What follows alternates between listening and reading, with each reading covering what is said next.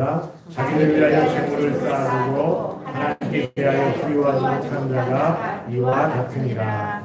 아멘. 이 시간 성가대가 하나님께 찬양으로 영광 돌려드립니다.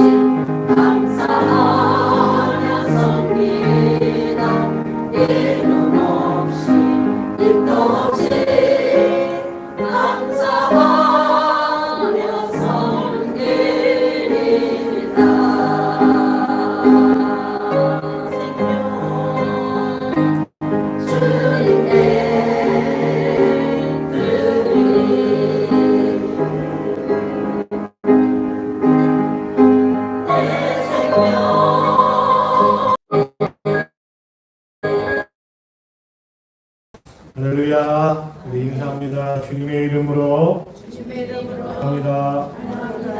사랑합니다. 축복합니다. 잘 오셨습니다. 할렐루야. 우리는 오늘 본문 말씀을 통해서 탐심과 영생, 오늘 탐심에 대해서 함께 말씀을 나누겠습니다. 옛날에 한 부자가 있었는데 돈자루를 잃어버렸대요. 그래가지고 방을 붙였어요. 방구를 내. 이 돈자루를 찾아준 사람에게 돈 100냥을 주겠다. 이제 며칠이 지나고 한 소년이 정말 돈자루를 주워가지고 왔어요. 이 소년이 그 돈자루를 주웠으니까 자기 100만 원 받을 수 있잖아요. 100냥. 이거 얼마나 마음이 부풀어. 그래가지고 부자에 가가지고 주인님 돈자루를 찾았습니다. 이제 제게 100냥을 주십시오. 그랬더니 이 부자가 막상 돈자루를 받고 보니까 100냥을 주기가 아까운 거예요. 그래가지고 어떻게 했어요? 깨를 냈어요. 야 이놈아, 내가 돈자루를 열어보니까 딱 100냥이 비더라. 그 네가 가졌지? 그러니까 100냥 받은 걸로 집으로 돌아가라. 그리고 이 소년이 얼마나 억울하겠어요. 자기가 갖지 않았는데. 그래가지고 원님을 찾아갔어요. 또 제가 여차여차 이런 일이 있었는데 그 부자가 100냥을 안 주는 거예요. 너무 억울해요. 사또가 부자도 부르고 그 소년도 불렀어요. 묻기를, 야 네가 이 돈자루에서 정말 100냥을 가져갔냐? 아닙니다. 저는 그냥 주선 그대로 갖다 드렸습니다. 사또가 부자에게 또 물어요. 이 돈자루에 몇 냥이 있었냐? 예, 500냥이 있었는데 제가 열어봤더니 400냥밖에 없습니다. 그래? 사실이냐? 예, 분명히 500냥입니다. 사또가 이제 판결을 내립니다. 그래? 그러면 이 돈자루는 네 게 아니야. 왜? 네 돈자루는 500냥이 드는 거니까. 이건 400냥이 들었잖아. 이 소년은 가져갔다고 안 그러니까 이거는 내가 압수하겠다.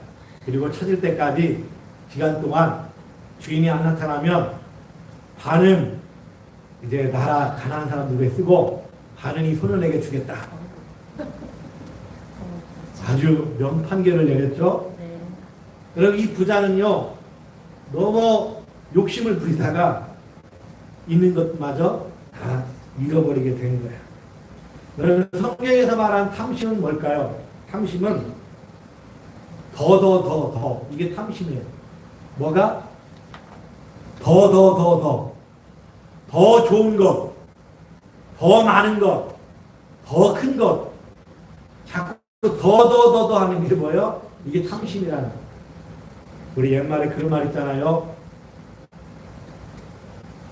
걸어다니다가 말을 타게 되면 얼마나 편해요. 근데 말을 타고 보면 그 다음에 또 뭐를 부리고 싶대요? 종을 부리고 싶은 거예요.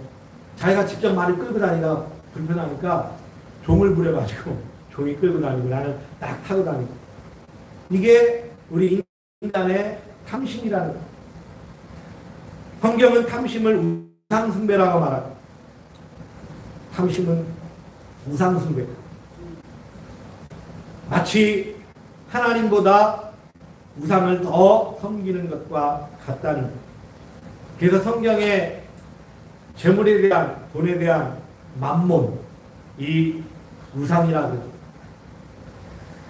오늘 본문 말씀에 15절에 이렇게 말씀하죠. 그들에게 이르시되 삼가 모든 탐심을 물리치라. 사람의 생명이 그 수위에 넉넉한 데 있지 아니하니라. 이 말을 쉽게 설명하면 우리가 영생을 얻고 영생을 누리는 삶은 탐심과 거리가 멀다는 거예요. 그래서 우리 그리스도인들에게 있어서 탐심은 물리쳐야 될 대상이라는 거예요. 삼가 탐심을 물리치라. 욕심을 물리치라는 거예요. 여러분, 우리 만남의 반대말은 이별이죠. 만나고 헤어지니까. 그죠? 사랑의 반대말은 무관심이에요. 그런데 행복의 반대말은 뭐예요? 행복의 반대말. 사람들이 불행이라고 하는데 사실은 행복의 반대말은 불행이 아니라 바로 욕심이에요. 욕심. 욕심을 부리면 절대 행복할 수가 없다는 거예요. 그리고 욕심의 반대말은 무욕이 아니라 욕심의 반대말은 뭘까요? 욕심이 없는 게 아니라 욕심의 반대말은 만족이에요. 만족. 그러니까 이거를 논리적으로 풀어 설명하면 행복하려면 뭐예요? 만족한 삶을 살면 돼요. 그래서 성경에는요, 자족하는 삶에 대해서 이야기하고 있어요. 사도 바울도 빌립보 3장 11절에 이렇게 말해요. 내가 궁핍함으로 말하는 것이 아니라 어떠한 형편이든지 나는 자족하기를 배우노라. 자족이 뭐예요? 스스로 만족할 줄 아는 거예요. 그래서 바울이 나는 풍부에 처할 줄도 알고 비천에 처할 줄, 어떤 형편에 있든지 간에 나는 자족할 줄 알았다. 그러니까 많고 적음의 문제가 아니라 많든지 적든지 있든지 없든지 크든지 작든지 가난하든지 부하든지 건강하든지 병들든지 어떤 형편에 처하든지 바울은 자족하기를 내가 배웠다. 그게 그리스도인의 행복이라는 거예요. 그러니까 지금 여러분 지금 이 순간 여러분 자신을 한번 생각해 보세요. 나는 지금 내 삶에 만족하고 자족하고 있는가? 그러면 행복한 사람이에요. 근데 지금 이 순간 나는 불만족스럽고 불평하고 원망한다면 그건 행복이 아니라 뭐예요? 불행인 거죠. 그래서 행복의 반대말은 불행이 아니라 욕심이고, 욕심의 반대말은 무욕이 아니라 만족이다. 그래서 행복하면 만족한 거예요. 만족하면 행복할 수 있는 거예요. 오늘 우리 선진교회 성도들은 늘 행복하시기를 주의 이름으로 축원합니다. 다른 말로 늘 자족하는 삶을 살라는 거예요. 그게 신앙인의 삶이죠. 우리가 이 탐심, 욕심은 어디에서 올까요? 요한일서 2장 15절로 16절에 보니까 이 세상이나 세상에 있는 것들을 사랑치 말라. 누구든지 세상을 사랑하면 아버지의 사랑이 그 속에 있지 아니하나니 이는 세상에 있는 모든 것이 육신의 정욕과 안목의 정욕과 이생의 자랑이니 다 아버지께로 쫓아온 것이 아니요 세상으로 쫓아온 것이라. 여러분, 이 땅의 탐심, 욕심은 어디로부터 오느냐? 세상 것으로부터 온다는 거예요. 육신의 정욕, 안목의 정욕, 이생의 자랑. 내가 세상 것을 쫓고 자랑하기 시작하면 거기에서부터 탐심이 오고 욕심이 온다는 거예요. 그래서 우리는 욕심을 버리고 세상 것으로 자족하기 위해서는 이 땅에 살아가는 저와 여러분들의 삶 가운데 우리는 세상에 부유한 자가 되면 안 되고 하나님께 대하여 부유한 자가 되어야 될 줄로 믿습니다. 성경에 보니까 하나님의 명령, 하나님의 말씀, 하나님의 뜻보다 세상 것에 욕심 부렸다 망한 사람들이 성경에는 많이 등장해요. 대표적인 인물로 여호수아서 7장에 아간이라는 사람이, 이 아간이라는 사람이 아말렉과 전투에서 승리하고 하나님이 전쟁에 나가기 전에 뭐라고 하냐면 그 아말렉 족속들은 이방 족속이니까 전쟁에 나가서 승리하거든 다 진멸하라, 다 진멸하라, 다 없애라고 그랬어요. 그런데 아간이 막상 전쟁을 치르고 보니까 야, 너무 좋은 게 많거든. 그래서 좋은 외투, 그 다음에 은금을 숨겨버렸어요. 그랬다가 나중에 발각돼서 처형을 당해. 욕심 때문에 망한 거예요. 또 사도행전 5장에 보니까 아나니아와 삽비라라는 사람이나 다른 사람이 밭을 팔아 하나님 앞에 헌신하고 초대교회가 예루살렘교회가 막 부흥할 때 사람들이 막 은혜가 되니까 자발적으로 막 헌신하는 거예요. 봉사하고 헌신하고 하나님 앞에 막 자기의 재물들을 바치고. 그러니까 이 아나니아와 삽비라도 부부가 집에 들어가서 야 우리도 뭔가 하나님 앞에 헌신하자. 그래가 밭을 팔았어요. 근데 팔고 나니까 돈이 좀 됐나 봐. 그러니까 이거를 하나님 앞에 드리려니까 아까운 생각이 들어서 야 이거 다 드릴 거 있냐? 반만 드리자. 그래가지고 반만 드렸어. 그것도 어디예요, 그죠? 우리가 생각할 때 아니 밭을 팔아 반만 드린 게 어디? 근데 베드로가 물어요. 이게 전부냐? 그랬을 때 그들이 뭐요? 거짓으로 전부입니다. 하나님은 재물을 원하시는 게 아니죠. 하나님은 우리 삶에 진실함을 원하는 거예요. 그래 아나니아와 삽비라가 하나님 성령을 속인 죄로 즉사하고 말아요. 안타까운 모습이죠. 대표적인 물욕 때문에, 물질의 욕심 때문에 망한 대표적인 인물 중에 한 사람이 가룟 유다죠. 예수님의 제자였고 예수님과 동역하면서 이 가룟 유다가 맡은 일이 뭐예요? 회계를 맡은 회계. 재물을 관리하는 회계를 맡았는데 그 돈 욕심 때문에 예수님을 은30에 팔아넘겼죠. 그 예수님을 팔아서 받은 은30을 가룟 유다는 쓰지도 못하고 어떻게 했어요? 양심의 가책을 느끼고 자결하고 그 은30을 밭에 던져버리고 그만 자결하고 말았다. 얼마나 불행합니까? 예수님이 이 일을 두고 차라리 가룟 유다는 나지 않았다면 좋았을 법했다라고 그렇게 말씀하고, 탐심의 결론은 멸망이에요. 여러분, 더 좋은 거, 더 큰 거, 더 많은 거, 더 하다가 탐심하는 사람들의 삶은 멸망으로 끝난다는 거예요. 어떤 사람이 탐심에 대해 이렇게 말, 탐심은 꼭 풍선과 같다. 우리 어릴 때 풍선 불어보셨죠? 이 풍선을 불다가 적당한 때 멈춰야 돼요. 조금 더 크게 불어야지. 좀 더 크게 불어야. 그러다가 어떻게 돼요? 터져버리는 거예요. 탐심이 마치 풍선과 같다는 거예요. 더 좋은 것 찾고, 더 많은 것 찾고, 더 큰 것 찾고, 더 하다가 그만 터져버리고 마는 거예요. 자족하기를 배우는 게 영적인 신앙의 유익인. 그래서 자족하는 삶. 디모데전서 6장 6절에 그러나 자족하는 마음이 있으면 경건이 큰 이익이 되느니라. 어떤 삶? 자족하는 삶은 우리 삶의 경건에 큰 이익이 된다는 거예요. 그러므로 자족을 배우시기를 주의 이름으로 축원합니다. 그래서 이 자족하려면 우리 인생의 가치관을 물질의 소유에 두지 말고 하나님의 영생의 가치를 두어야 돼요. 그래서 성도는 하나님께 분노한 사람이 돼야 돼요. 오늘 성경에도 어리석은 사람이 나오죠. 한 사람이 16절에 한 부자가 그 밭에 소출이 풍성하며 농사를 잘 졌나 봐요. 농사 잘 지는 분들은 소출이 참 많아요. 농사 못 지는 사람은 있는 것도 잘 못 해먹어요. 올해 제가 농사를 잘 못 졌는데 그래도 그냥 풍성하게 따먹고 국 끓여 먹고 그랬잖아요. 지금 농사를 제가 잘 못 지는데 제가 미국산 호박을 저 학교 선생님이 옛날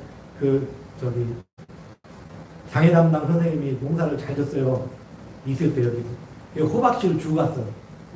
작년에 발령 나가는 그 호박씨 준 호박씨를 제가 그 외국 미국산 호박씨인데 그냥 거름도 안 주고 그냥 깡파고 그냥 심었어요. 그냥 막 심어놨는데 여러분 보세요.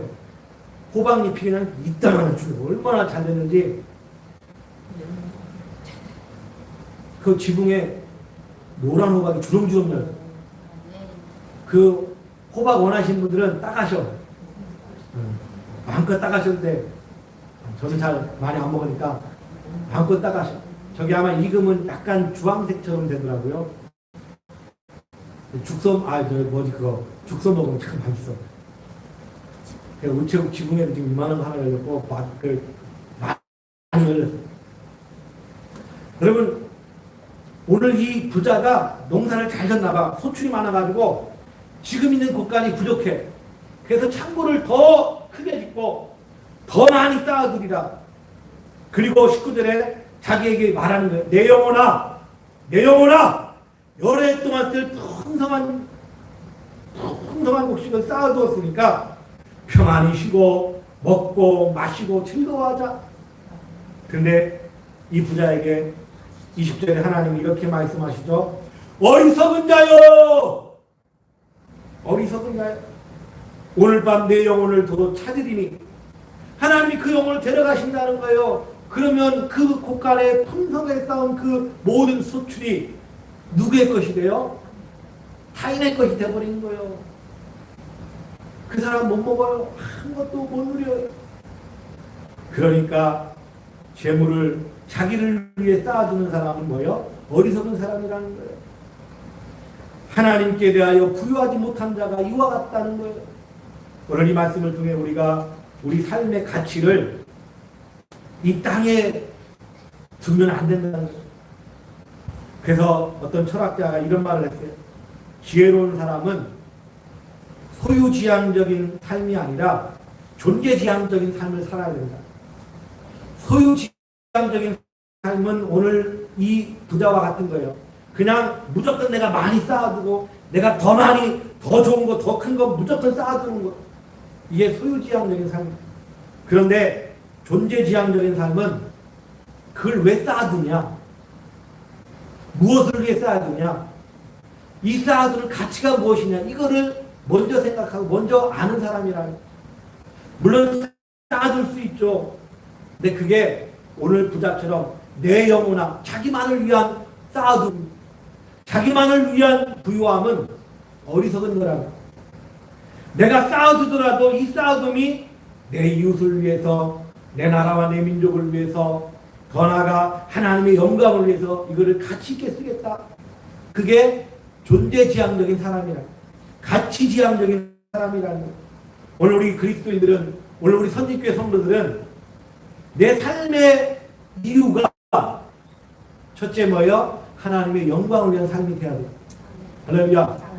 내가 집게밥 나가서 담배꽁초 줍는 거 면에서 시키니까 하는 게 아니라 내가 이걸 함으로 내가 살아있다는 증거고, 내가 이 집게발 하나 짚음으로 내가 거리를 깨끗하게 하고, 더 나아가 이거 함으로 일당 받아서 하나님의 나라, 하나님의 영광을 위해 사용되겠다. 이런 가치를 가지라는 거예요. 그냥 내 주머니 채우고 내 배만 불리고 더 그러면 나중에 뭐예요? 터져버리는 거예요. 멸망의 지름길로 가는 거예요. 그게 어리석은 사람이라는 거예요. 오늘 우리 그리스도인들은 하나님께 대하여 부유한 자가 되시기를 주의 이름으로 축원합니다. 하나님께 대하여 부유한 사람은 보물을 어디에 쌓아두는 거예요? 하늘에 쌓아두는 거예요. 우리가 읽지는 않았지만 뒤로 넘어가서 몇 절이에요? 눈이 안 보여.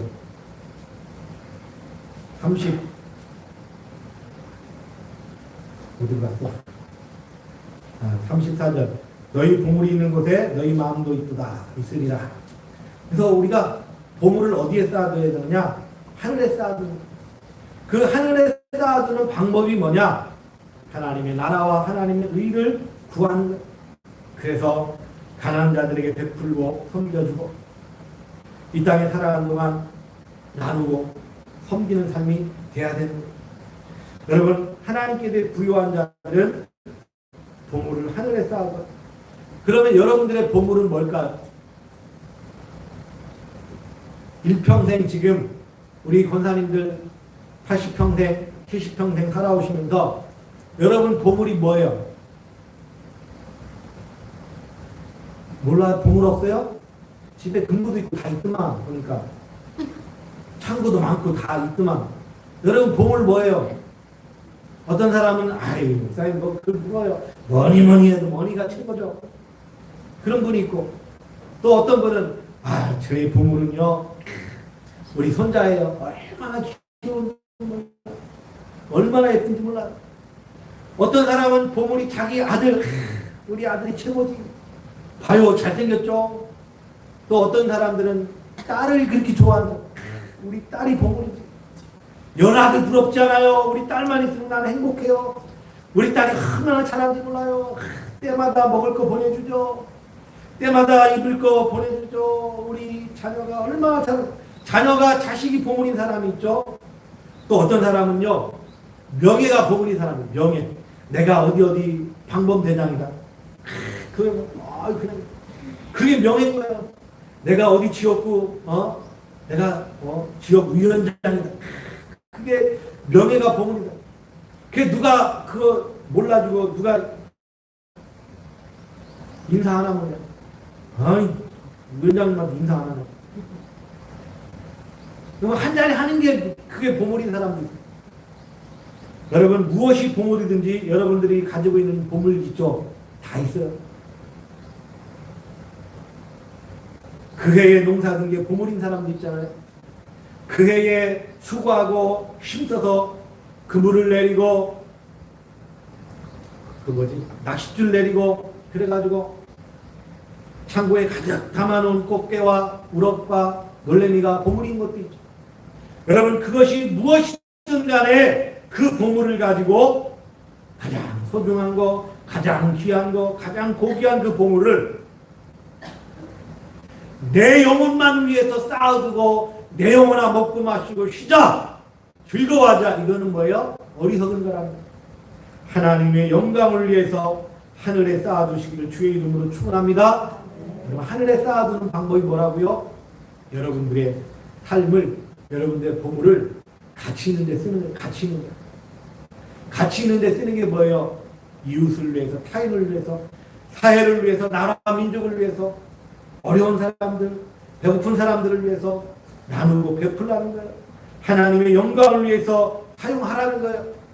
어떤 미국 청년이 우리나라에 와가지고 봉사활동을 하는데 그분이 이제 여러 그 복지단체 이런 데서 봉사하면서 이렇게 물은 거예요.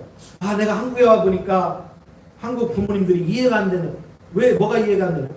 한국 부모님들은 자식이 결혼해가지고 그 자식을 낳고 그렇게 살아가는데도 계속 버린다는 거예요. 한국 부모들은. 니네 나라 보면 안 그러냐? 아, 우리나라는 안 그렇다는 거예요. 너희는 어떠냐? 그랬더니 미국 부모들은 고등학교만 딱 졸업하면 고등학교 때까지는 부모가 학비도 대주고 뭐 다 먹여주고 하는데 미국 부모들은 고등학교만 딱 졸업하면 이 평균적인 거예요. 일반적인 보통 부모들은 고등학교만 딱 졸업하면 자녀를 다 독립시킨다는 거예요. 너 알아서 살아라. 그러면 자녀들도요 그렇게 인식하고 고등학교만 졸업하면 다 알아서 아르바이트하고 돈 벌고 그래서 다 알아서 살아간다는 거예요. 평균적으로. 그리고요 그 외국 사람들은 부모의 재산을 절대 내 거라고 생각 안 한다는 거예요. 그러니까 어려서부터 그렇게 배운 거예요. 그렇게 훈련시키고. 그러니까 부모가 아무리 부자고 뭐 재벌이라도 나랑은 상관없다고 생각하는 거예요. 그래서 나는 내 스스로 살아가는 거예요. 그래서 외국 사람들은요 자기가 이제 연로해가지고 말년이 되면 그 자기 재산을 자녀한테 다 안 물려줘요. 다 기부하고 사회에 환원하고 물론 뭐 일부 물려줄 수도 있죠. 그런데 그게 그런 삶을 원칙을 철칙같이 지킨다는 거예요. 그래서 이 청년이 외국 청년이 와가지고 아 한국 부모님들은 이해가 안 돼. 아 결혼한 자녀가 와서 뭐 도와달라고 다 퍼주고 걔 한국의 청년들이 다 의지하고 그게 이해가 안 돼. 여러분 자녀에게 물려줄 생각하지 말고 죽을 때까지 꼭 갖고 계세요. 그러다가 죽기 전에 자녀에게도 물론 우리나라는 물려주는 나라니까 자녀에게도 물려주지만 여러분들이 가치 있는 인생에 사용하시기 바랍니다. 그게 존재지향적인 가치지향적인 지혜로운 자의 삶이에요. 그래서 오늘 탐심을 벗어나는 비결은 뭐냐? 돈의 주인이 되는 거예요. 여러분이 살면서 돈의 주인이 돼야지 이 돈 내가 주인이 돼야지. 어떤 사람들은 돈의 종이 돼가지고 돈을 따라 살아가는 사람들이 있어요. 돈이 시키는 대로 돈 하면서 돈의 종이 돼가지고 돈에 이끌려가는 사람들이 있어요.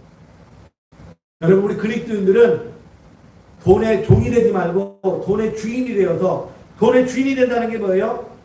내가 돈을 내 마음대로 좌지우지하고 내가 결정해서 사용할 수 있다는 사람. 그래서 돈의 주인 된 비결은 뭐예요? 바로 자족하는 삶이에요. 내가 돈에 매이지 않고 이 돈을 내가 하나님의 영광을 위해 사용하고 이 사이에 힘들어하는 사람들을 위해 베풀고 나눌 수 있는 삶. 얼마 전에 뉴스에 어떤 재벌 회장이 제가 그 뉴스를 기사를 읽고 야 대단하다 그랬는데 나중에 또 기사를 읽고 좀 실망하긴 했지만 하여튼 그런 일이 있었어요. 자기 시골 마을에 자기가 피난 나와가지고 그 시골 마을에 살았을 때 어릴 때 살았던 그 마을 사람들에게 1억 원씩 나눠준 부자가 있어요. 뉴스 봤어요? 네. 기사.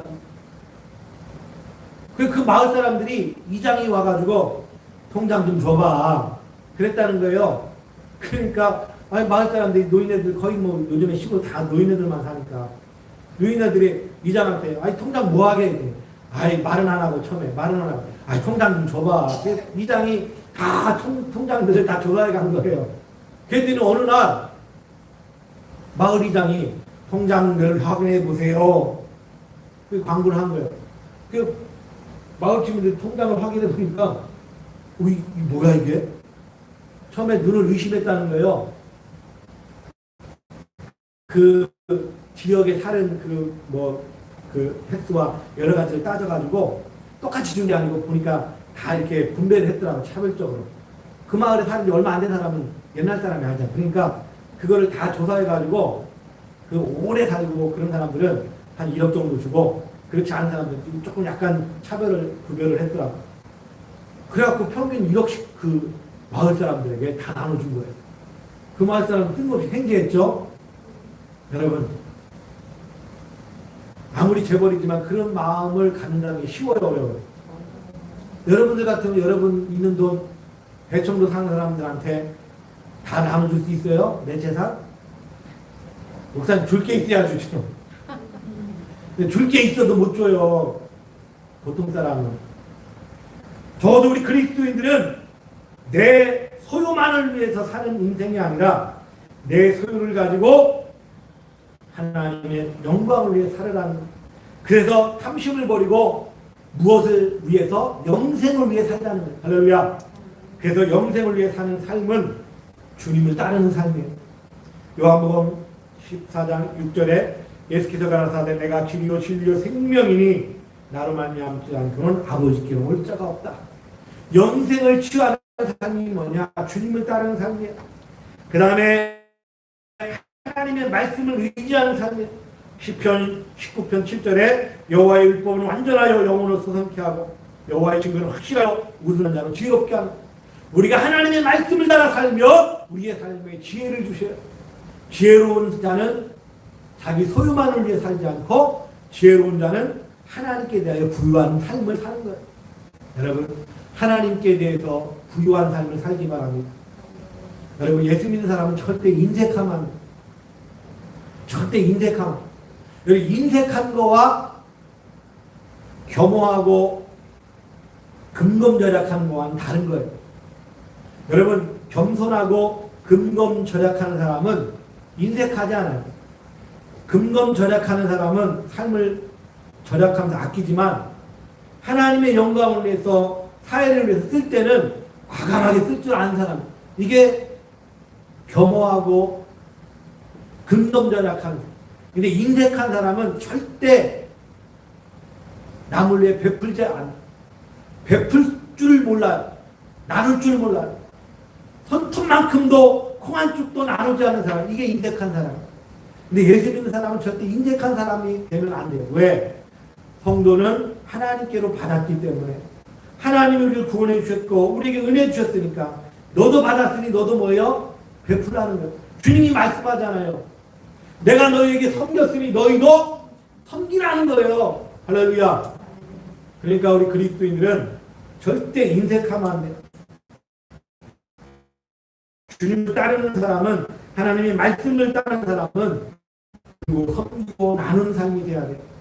그러니까 내 것을 내 것으로 여기는 건 그건 인색하고 어리석은 거예요. 내 것을 누구 거예요? 하나님 것이라고 여겨야 돼요. 그리고 베풀고 섬기고 나눠야 돼요. 앞으로 영생의 삶이라 성령의 인도하심을 따라 사는 삶이에요. 요한복음 6장 63절에 살리는 것은 영이니 육은 무익하니라. 내가 너에게 이런 말이 영이요 생명이다. 날마다 하나님의 말씀을 붙잡고 주님 안에서 성령의 인도하심을 따라 하나님의 영광을 위해서 얘야, 내가 네게 준 시간, 세월 어떻게 살다 왔느냐? 세월을 허송하고 낭비한 삶이 아니라 하나님 앞에 갔을 때 하나님, 나는 이렇게 열심히 일했습니다. 열심히 섬겼습니다. 열심히 수고했습니다. 하나님의 나라와 이웃을 위해 살고 하나님의 자녀들을 잘 양육했습니다. 이렇게 대답하길 바랍니다. 또 주님이 이렇게 물으실지 몰라요. 내가 내게 준 모든 재물과 은사를 어떻게 사용했느냐? 내게 준 재물과 내게 준 은사, 달란트. 여러분, 어리석게 나만을 위해 쓰지 말고 지혜로운 자가 되어서 탐심을 버리고 하나님의 영광을 위해서 사용하시기를 주의 이름으로 축원합니다. 그럴 때 우리는 우리가 가진 것보다 더 풍성하게 채워주시는 하나님의 축복을 누리게 될 줄로 믿습니다. 기도합니다. 참 좋으신 하나님, 오늘 우리는 이 땅에 살아가면서 하나님께 받았으니 거저받은 대로 우리도 베푸는 지혜로운 자가 되게 하여 주옵소서.